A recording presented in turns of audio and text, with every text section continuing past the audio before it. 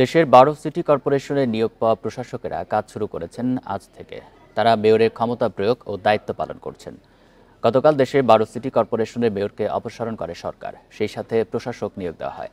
এ বিষয়ে স্থানীয় সরকার বিভাগ থেকে আলাদা দুইটি প্রজ্ঞাপন জারি করা হয়।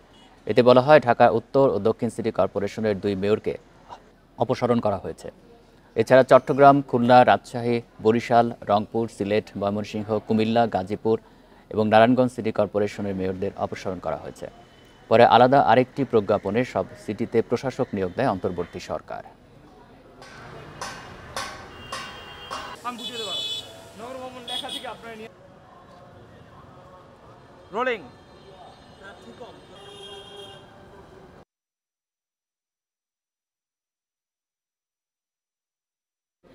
প্রিয় নম্বর সেট করে বিকাশে সেন্ড মানি করুন ফ্রি। প্রজ্ঞাপন জারির পর প্রশাসক দিয়ে চলছে সিটি কর্পোরেশন। প্রথম দিনে নাগরিক সেবা নিয়ে জানাতে সিলেট ও রাজশাহী থেকে যুক্ত হচ্ছেন সহকর্মীরা। শুরুতেই সিলেট থেকে যুক্ত হচ্ছেন সহকর্মী রানা মজুমদার। রানা মজুমদার, আজকেই তো প্রশাসকের প্রথম দিন। তিনি আপনাদের সাথে কথা বলেছেন কিনা, কি ধরনের উদ্যোগ তিনি নেবেন, কিছু কি জানা গেছে? আজকে কিন্তু প্রশাসক তিনি সিলেট সিটি কর্পোরেশনে এসেছেন এবং তিনি তার দায়িত্বভার গ্রহণ করে তিনি তার যে কার্যক্রম আছে সেটি তিনি পরিচালনা করার চেষ্টা করছেন। কিছুক্ষণ আগে তার সঙ্গে আমরা কথা বলেছিলাম। তিনি কিন্তু মূলত সিলেটের যে বিভাগীয় কমিশনার হিসেবে তিনি দায়িত্ব পালন করছেন, পাশাপাশি সরকার থেকে গতকালকে তাকে সিলেট সিটি কর্পোরেশনের প্রশাসক হিসাবেও বাড়তি দায়িত্বটুকু দেওয়া হয়েছে। তো এই বিষয়ে তিনি আমাদেরকে যে বিষয়টি জানিয়েছেন, যেহেতু সরকার তাকে জনগণের সেবা করার জন্য এই দায়িত্বটুকু দিয়েছে, সেক্ষেত্রে তিনি সেই দায়িত্বটুকু পরিপূর্ণভাবে যথাযথভাবে পালন করার তিনি সর্বোচ্চ চেষ্টাটুকু করবেন। এবং তিনি কিন্তু আজকে তিনি সিলেট সিটি কর্পোরেশনে এসে তার অফিসে বসেছেন এবং তার কাছ থেকে আমরা জানতে চেয়েছিলাম যে তিনি কিভাবে আসলে তার কার্যক্রমটি পরিচালনা করবেন। তো সেক্ষেত্রে তিনি যে বিষয়টি বলছেন যে প্রথমত তিনি কিন্তু কিছুক্ষণ আগেও তিনি একটি মিটিং করেছেন যারা সিটি কর্পোরেশনের কর্মকর্তা রয়েছেন তাদেরকে সাথে নিয়ে। এবং তিনি বলছেন যে সিলেট সিটি কর্পোরেশনের যারা সংশ্লিষ্ট কর্মকর্তারা রয়েছেন কিংবা যারা জনপ্রতিনিধি যারা রয়েছেন তাদের সঙ্গে বসে মিটিং করে তিনি তার কর্মপরিকল্পনা ঠিক করবেন। যেহেতু এই দায়িত্বটুকু তার জন্য নতুন, সেক্ষেত্রে তিনি চেষ্টা করবেন সবার পরামর্শ নিয়ে এবং সম্মিলিত নাগরিক সমাজের একটি পরামর্শ নিয়ে যাতে করে সিলেট সিটি কর্পোরেশনের যে কার্যক্রমগুলো রয়েছে সেগুলোকে যাতে আরো ত্বরান্বিত করা যায় এবং জনগণের দোরগোড়ায় যাতে সেবাটি পৌঁছে দেওয়া যায়, যাতে করে নগরবাসী কোনো ধরনের সেবা পেতে ভোগান্তির শিকার না হয়, তিনি সেই ব্যবস্থাটুকু তিনি নিবেন বলে তিনি আমাদেরকে আশ্বস্ত করেছেন। পাশাপাশি আরেকটি বিষয় হলো তিনি কিন্তু অফিস করেন বিভাগীয় কমিশনার হিসাবে। এটি হচ্ছে এখান থেকে অনেক দূরে, সিলেট সিটি কর্পোরেশন এবং বিভাগীয় কমিশনারের যে কার্যালয় সেখানে প্রায় 10 কিলোমিটারের একটি ব্যবধান রয়েছে। তো সেক্ষেত্রে তার জন্য এই যে উভয় কার্যালয়ের কার্যক্রম সেটি আসলে পরিচালনা করার ক্ষেত্রে কিছুটা সমন্বয়হীনতার থাকতে পারে রানা, কিনা এটি আরেকটি জানতে বিষয় জানাবেন যে জন্ম নিবন্ধন সহ অন্যান্য যে সেবা, সেগুলো কি স্বাভাবিকভাবে তারা পাচ্ছে কিনা? দেখুন, এখানে যারা সেবাগ্রহী তারা আসছেন নগরবাসীরা, তাদের সঙ্গে আমরা কথা বলেছিলাম।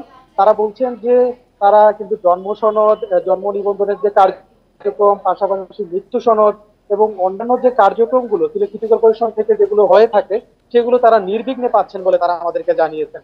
এবং এক্ষেত্রে সিলেট সিটি কর্পোরেশনের প্রধান নির্বাহী কর্মকর্তা যিনি রয়েছেন কিংবা নতুন যিনি প্রশাসক হিসাবে নিয়োগ পেয়েছেন, পাশাপাশি অন্যান্য যারা কর্মকর্তারা যারা রয়েছেন তারা কিন্তু আন্তরিক ভাবে তাদেরকে সেবা দেওয়ার চেষ্টা করছেন বলে তিনি এখানকার যারা সেবাগ্রহী তারা সেটি আমাদেরকে জানিয়েছেন।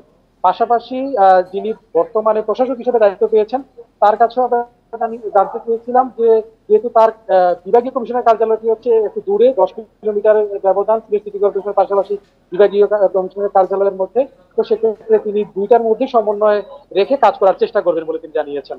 এই ছিল সিলেট থেকে সর্বশেষ। রানা, আপনি থাকবেন আমাদের সাথে। আমরা এবার যাচ্ছি রাজশাহীতে, সেখানে রয়েছেন আমাদের সহকর্মী মুস্তাফিজুর রহমান। মুস্তাফিজ, রাজশাহীতে সিটি কর্পোরেশনের যে নাগরিক সেবা কার্যক্রম সেগুলো স্বাভাবিকভাবে চলছে কিনা, আর নতুন প্রশাসক যিনি আসলেন তিনি কি বললেন, তার সাথে কথা বলতে পেরেছেন?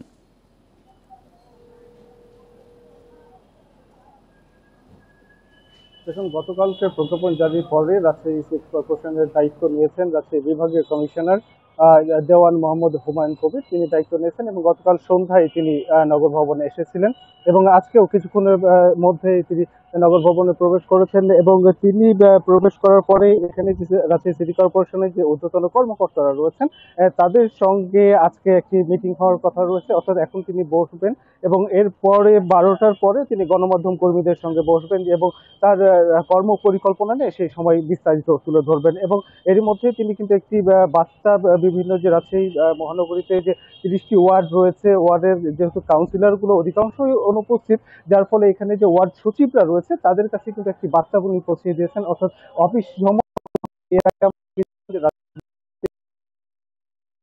থেকে 8টায় এইভাবেই চলতো। তো তিনি যেই বিষয়টি বলে দিয়েছেন যে সকাল 8টা থেকে বিকেল 5টা পর্যন্ত অফিসে তারা নিয়মিতভাবে চালু করার প্রসঙ্গটি বলে দিয়েছেন এবং সেই সাথে কিন্তু তিনি বলে দিয়েছেন যে এখানে যে নাগরিক সেবার যে বিষয়টি রয়েছে, নাগরিক সেবার বিষয়টি নিশ্চিতের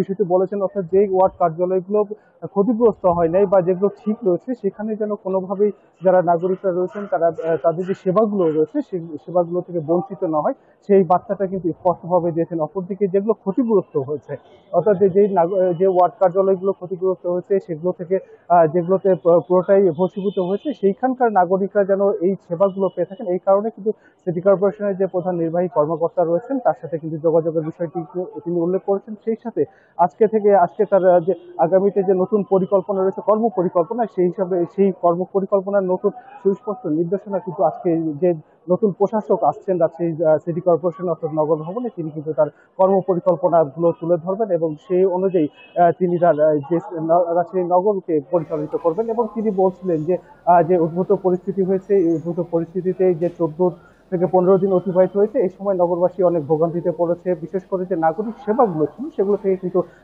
তারা বঞ্চিত হয়েছে। তো এখন পর্যন্ত নতুন প্রশাসক আসার পরে তিনি অন্ততপক্ষে নিশ্চিত করছেন যে এরপর থেকে হয়তো নাগরিকরা যে ভোগান্তিতে পড়েছিল সেটি ক্রমশই কমে আসবে এবং তাদের যে কর্ম পরিকল্পনা সেটি থেকে নগরবাসী উপকৃত হবে। এই ছিল রাজশাহী সিটি কর্পোরেশন থেকে সর্বশেষ। সিলেট এবং রাজশাহী থেকে জানাচ্ছেন আমাদের সহকর্মীরা।